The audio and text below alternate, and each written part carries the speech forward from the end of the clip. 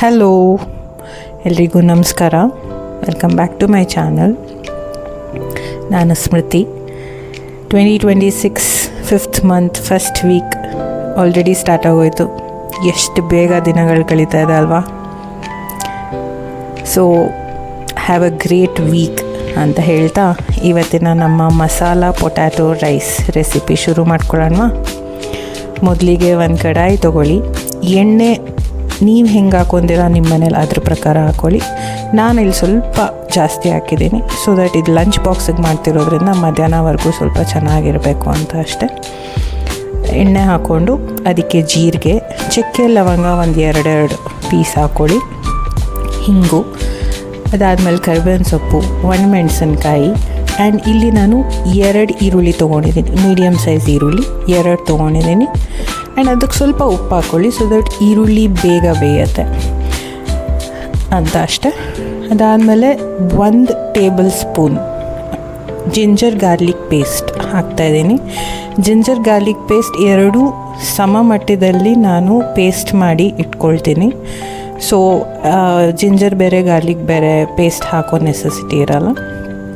So 1 spoon ginger garlic paste ಹಾಕ್ಕೊಂಡು ಸ್ವಲ್ಪ ಹುರ್ಕೊಂಡು, ಅದಾದಮೇಲೆ ನಾನಿಲ್ಲಿ 1 ಗ್ಲಾಸ್ ಅಕ್ಕಿ ರೈಸಿಗೆ ಅಳತೆ ಇಟ್ಕೊಂಡಿರೋದ್ರಿಂದ 2 ಮೀಡಿಯಮ್ ಸೈಜ್ ಪೊಟ್ಯಾಟೋಸ್ ಅದನ್ನು ಒರೆದು ಮೀಡಿಯಮ್ ಪೀಸಸ್ ಮಾಡ್ಕೊಳ್ಳಿ. ತುಂಬ ದಪ್ಪನೂ ಬೇಡ, ತುಂಬ ಸಣ್ಣನೂ ಬೇಡ.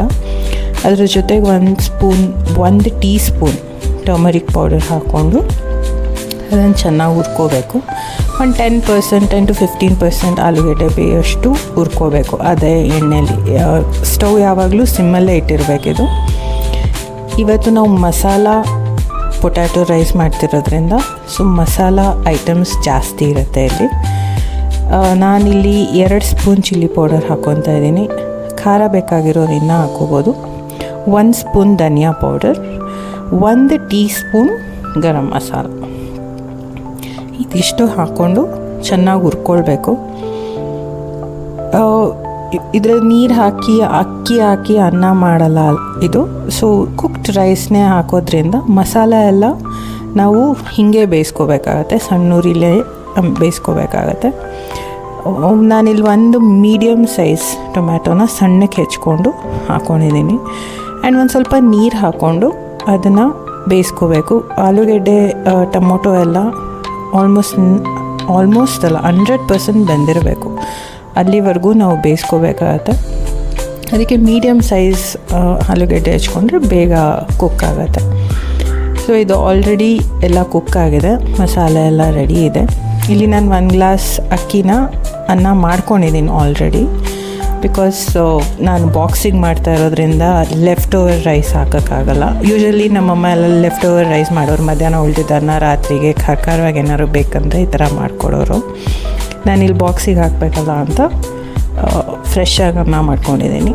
ಅನ್ನ ಹಾಕ್ಕೊಂಡು ಕೊತ್ತಂಬರಿ ಸೊಪ್ಪು ಜಾಸ್ತಿ ಹಾಕ್ಕೊಂಡು ಆ್ಯಂಡ್ ಉಪ್ಪು ಮುಂಚೆನೇ ಹಾಕ್ಕೊಂಡಿರೋದ್ರಿಂದ ಇದು ಅನ್ನ ಎಷ್ಟು ಹಾಕ್ತಾಯಿದ್ದೀರಾ ನೋಡ್ಕೊಂಡು ಅದ್ರ ಪ್ರಕಾರ ನೀವು ಉಪ್ಪು ಹಾಕ್ಕೋಬೇಕು.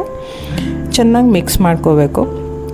ಮಿಕ್ಸ್ ಮಾಡಾದಮೇಲೆ 1-2 ನಿಮಿಷ ಮುಚ್ಚಿಟ್ರೆ ಅದರದ್ದು ಸ್ಟೀಮಲ್ಲಿ ಅನ್ನ ಒಳಗೆಲ್ಲ ಮಸಾಲೆ ಎಲ್ಲ ಹಿಡ್ಕೊಳ್ಳುತ್ತೆ, ಚೆನ್ನಾಗಾಗತ್ತೆ.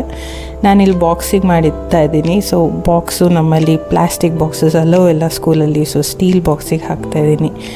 ನೀವು ಎಲ್ಲ ಟ್ರೈ ಮಾಡಿ ನೋಡಿ, ಇಷ್ಟ ಆದರೆ ಹೇಳಿ ನನಗೆ. Thank you for watching. Bye.